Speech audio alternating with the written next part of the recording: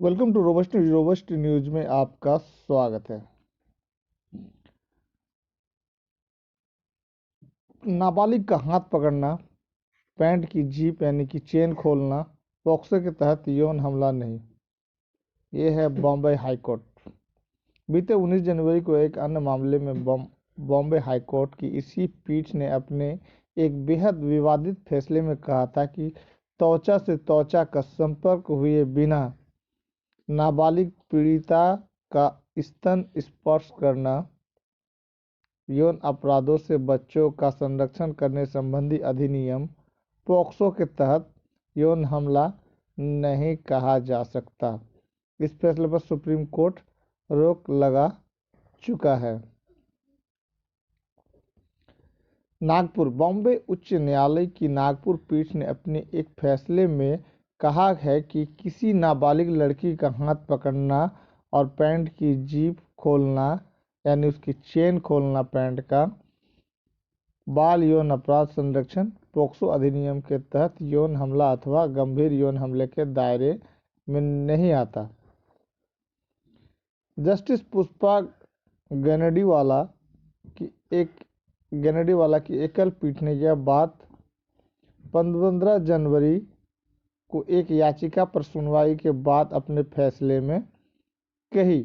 यह याचिका 50 वर्षीय एक व्यक्ति ने दाखिल की थी और 5 साल की एक बच्ची के यौन शोषण करने के दोषी ठहराए जाने संबंधी सत्र अदालत के फैसले को चुनौती दी थी। लिबनस कुजूर को अक्टूबर 2020 को आईपीसी की संबंधित धाराओं तथा पॉक्सो अधिनियम के तहत दोषी ठहराते हुए 5 वर्ष के कारावास की सजा सुनाई गई थी। जस्टिस गनेडीवाला ने अपने आदेश में कहा कि अभियोजन ने यह साबित किया है कि आरोपी ने पीड़िता के घर में प्रवेश, उसका सीलभंग करने अथवा यौन शोषण करने की नीयत से किया था, लेकिन वह यौन हमले अथवा गंभीर यौन हमले के आरोपों को साबित नहीं कर पाया है। उच्च न्यायालय ने कहा कि पॉक्सो अधिनियम के तहत यौन हमले की परिभाषा यह है कि सेक्स की मंशा रखते हुए यौन संबंध बनाए बिना शारीरिक संपर्क होना चाहिए। जस्टिस ने कहा, पीड़िता का हाथ पकड़ने अथवा पैंट की खुली जीभ जैसे कृत्य को कथित तौर पर अभियोजन की गवाह यानी पीड़िता की मां ने देखा है और इस अदालत का विचार है कि यह यौन हमले की परिभाषा के दायरे में नहीं आता। उच्च न्यायालय ने आगे कहा कि इस मामले के तथ्य आरोपों यानी कुजूर के खिलाफ आपराधिक आरोप तय करने के लिए पर्याप्त नहीं है। बता दें कि पॉक्सो कानून के तहत जब कोई यौन मंशा के साथ बच्ची या बच्चे के निजी अंगों, वक्ष को छूता है या बच्ची या बच्चे से अपना या किसी व्यक्ति के निजी अंग को छुआता है या यौन मंशा के साथ कोई अन्य कृत्य करता है जिसमें संभोग किए बगैर यौन मंशा से शारीरिक संपर्क शामिल हो, उसे यौन हमला कहा जाता है। अभियोजन के अनुसार कुंजूर 12 फरवरी 2018 को बच्ची के घर उस वक्त गया था जब उसकी मां घर पर नहीं थी। जब मां घर लौटी तो उसने देखा कि आरोपी उनकी बच्ची का हाथ पकड़े था और उसकी पैंट की जीभ खुली थी। लड़की की मां ने निचली अदालत में अपनी गवाही में कहा था कि उनकी बच्ची ने उन्हें बताया था कि आरोपी ने बच्ची से सोने के लिए बिस्तर पर चलने को कहा था। उच्च न्यायालय ने पॉक्सो अधिनियम की धारा 8 और 10 के तहत लगाए गए दोष को खारिज कर दिया, लेकिन अन्य धाराओं के तहत उसकी दोष सिद्धि बरकरार रखी थी। समाचार एजेंसी पीटीआई के मुताबिक अदालत ने कहा कि वह इस सजा को संशोधित कर रही है चूंकि कुजूर अब तक 5 महीने जेल में काट चुके हैं, जो इस अपराध के लिए पर्याप्त है। अदालत ने कहा, अधिनियम की प्रकृति को ध्यान में रखते हुए जिसे अभियोजन पक्ष द्वारा कायम रखा जा सकता है और उपरोक्त अपराधों के लिए प्रदान की गई सजा पर विचार करते हुए इस कारावास की सजा को कम किया जाएगा। इसके साथ ही अदालत ने कहा कि यदि किसी अन्य मामले में उसकी आवश्यकता नहीं है तो आरोपी को रिहा किया जाए। मालूम हो कि बीते 19 जनवरी को एक अन्य मामले में बॉम्बे हाईकोर्ट की इसी पीठ ने अपने एक बेहद विवादित फैसले में कहा था कि त्वचा से त्वचा का संपर्क हुए बिना नाबालिग पीड़िता का स्तन स्पर्श करना यौन अपराधों से बच्चों का संरक्षण करने संबंधी अधिनियम पॉक्सो के तहत यौन हमला नहीं कहा जा सकता। पीठ ने इस आधार पर एक शख्स को पॉक्सो कानून के तहत यौन उत्पीड़न के मामले से बरी कर दिया था।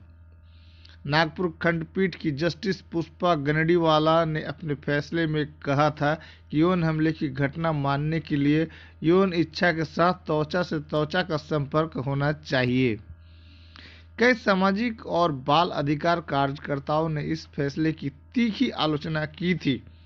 कार्यकर्ताओं का कहना था कि यह बिल्कुल अस्वीकार्य, अपमानजनक और घृणित है और इसे वापस लिया जाना चाहिए। इसके बाद बीते 27 जनवरी को सुप्रीम कोर्ट ने बॉम्बे हाईकोर्ट के इस फैसले पर रोक लगा दिया था। इसके अलावा शीर्ष अदालत ने आरोपी और महाराष्ट्र सरकार को नोटिस भी जारी किए और 2 सप्ताह में जवाब देने को कहा। खबर कैसी लगी? चैनल को सब्सक्राइब करें, कमेंट में अपनी राय दें। आपका दिन शुभ रहे। Thanks audience, thanks listener. Channel पर बने रहने के लिए बहुत बहुत धन्यवाद। हम अब खबर आपको देंगे एक और भी चौंकाने वाला। एक व्यक्ति द्वारा पीड़िता का मुंह बंद करना, बिना हाथापाई उसके कपड़े उतारना असंभव, ये कहना हाईकोर्ट का।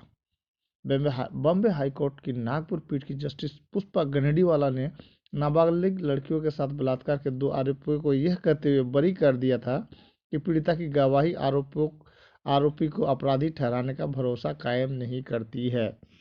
इसी पीठ ने लड़की के वक्ष स्थल को छूने के एक आरोपी को यह कहते हुए बरी कर दिया था कि त्वचा से त्वचा का संपर्क नहीं हुआ था। बाल यौन अपराध संरक्षण पॉक्सो अधिनियम के तहत यौन हमले की अपनी व्याख्या के लिए आलोचनाओं का सामना कर रही बॉम्बे उच्च न्यायालय की न्यायाधीश ने हाल ही में 2 अन्य मामलों में अपने फैसले में नाबालिग लड़कियों के साथ बलात्कार के 2 आरोपियों को यह कहते हुए बरी कर दिया था कि पीड़िता की गवाही आरोपी को अपराधी ठहराने का भरोसा कायम नहीं करती है। बॉम्बे हाईकोर्ट की नागपुर पीठ की जस्टिस पुष्पा गनडीवाला ने हाल ही में अपने एक फैसले में 12 साल की लड़की के वक्ष स्थल को छूने के आरोपी को यह कहते हुए बरी कर दिया था कि त्वचा से त्वचा का संपर्क नहीं हुआ था। एक अन्य फैसले में जस्टिस गनडीवाला ने कहा था कि 5 साल की बच्ची का हाथ पकड़ना और पैंट की चेन खोलना पॉक्सो अधिनियम के तहत यौन हमले के दायरे में नहीं आता। इसके अलावा जस्टिस गनडीवाला ने अपने 2 अन्य फैसलों में नाबालिग लड़कियों के साथ बलात्कार के 2 आरोपियों को यह कहते हुए बरी कर दिया था कि पीड़िता की गवाही आरोपी को अपराधी ठहराने का भरोसा कायम नहीं करती है। ताज़ा मामले में उन्होंने अपने एक फैसले में कहा, निस्संदेह पीड़िता की गवाही आरोपी को दोषी ठहराने के लिए पर्याप्त है, लेकिन इसे अदालत का विश्वास कायम करने वाला भी होना चाहिए। जस्टिस गनडीवाला ने अपने दूसरे फैसले में कहा कि बलात्कार के मामले में पीड़िता का बयान आपराधिक जिम्मेदारी तय करने के लिए पर्याप्त है, लेकिन इस मामले में पीड़िता की गवाही के स्तर को देखते हुए अपीलकर्ता को 10 वर्ष के लिए सलाखों के पीछे भेजना घोर अन्याय होगा। जनवरी 14 और 15 को सुनाए गए अपने फैसले में उन्होंने प्रश्न किया कि कैसे एक अकेला व्यक्ति पीड़िता को चुप करा सकता है, दोनों को निर्वस्त्र कर सकता है और बिना किसी प्रतिकार के बलात्कार कर सकता है। गनडीवाला ने कहा, किसी एक व्यक्ति के लिए पीड़िता का मुंह बंद करके उसके और अपने कपड़े उतारना और बिना किसी हाथापाई के बलात्कार करना बेहद असंभव लगता है। चिकित्सा साक्ष्य भी अभियोजन पक्ष की बात का समर्थन नहीं करते हैं। साथ ही उन्होंने आश्चर्य जताया कि कैसे एक अविवाहित लड़के और लड़की को घर वालों ने घर में रहने की अनुमति दी और उन्हें पूरी निजता मिली। जस्टिस ने 15 जनवरी को यवतमाल के रहने वाले 26 वर्षीय सूरज कासरकार की ओर से दायर याचिका पर फैसला सुनाया, जिसमें उसने 15 वर्ष की एक लड़की के साथ बलात्कार मामले में दोषी ठहराए जाने को चुनौती दी थी। उसे 10 वर्ष की कैद की सजा सुनाई गई थी। 26 मार्च 2013 को पीड़िता की मां ने पड़ोसी सूरज के खिलाफ बलात्कार का मामला दर्ज कराया था। उसका दावा है कि जब उसकी बेटी के साथ बलात्कार हुआ तब वह 15 साल की थी। कासरकार पर आरोप था कि उसने लड़की के घर में घुसकर उससे बलात्कार किया था। आरोपी ने अपनी याचिका में कहा था कि उसके और लड़की के बीच सहमति से संबंध थे और जब लड़की की मां उनके संबंध के बारे में पता चला तो उन्होंने उसके खिलाफ शिकायत दर्ज कराई। इंडिया टुडे के मुताबिक सुनवाई के दौरान अदालत ने पाया कि अभियोजन पक्ष बलात्कार और बिना अनुमति के किसी के घर में घुसने के आरोप तो साबित कर सकता है, लेकिन वह यह साबित नहीं कर सका कि घटना के समय पीड़िता की उम्र 18 वर्ष से कम थी। आरोपी के वकील ने अदालत को बताया कि घटना के समय पीड़िता 18 साल के ऊपर थी और दोनों के बीच आपसी सहमति से संबंध बने थे। जस्टिस गनेडीवाला ने कहा, पीड़िता, उसकी मां के बयान और उसके जन्म प्रमाण पत्र से जुड़े मिले मेडिकल साक्ष्य इस तथ्य को साबित नहीं करते हैं कि उस समय पीड़िता की उम्र 18 वर्ष से कम थी। इसके बाद जस्टिस गनेडीवाला ने आरोपी को बरी करते हुए कहा कि कथित जबरन यौन संबंध का कृत्य सामान्य आचरण के संबंध में विश्वास योग्य नहीं है। इसके अलावा जस्टिस गनेडीवाला ने 14 जनवरी के जिस मामले में अपना फैसला सुनाया वह 27 वर्षीय जागेश्वर कवले से जुड़ा है।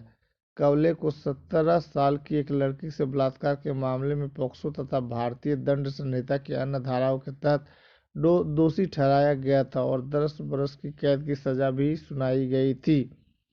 अभियोजन के अनुसार आरोपी लड़की को 2 महीने के लिए अपनी बहन के घर ले गया और उसके साथ अनेक बार संबंध बनाया। अदालत ने अपने आदेश में कहा कि पीड़िता के बयान की आरोपी ने उसके साथ संबंध बनाया। इसके अलावा ऐसा कुछ भी नहीं है जो बलात्कार की ओर इशारा करता हो। खबर कैसी लगी? चैनल को सब्सक्राइब करें और इस कोर्ट के दिए गए फैसले के बारे में अपनी राय कमेंट पर ज़रूर लिखें और हकीकत को ज़्यादा से ज़्यादा फैलाने की कोशिश करें। क्या ये न्याय सही हो रहा है कोर्ट में या फिर क्या होना चाहिए? आपका दिन शुभ रहे। Thanks audience, thanks listener.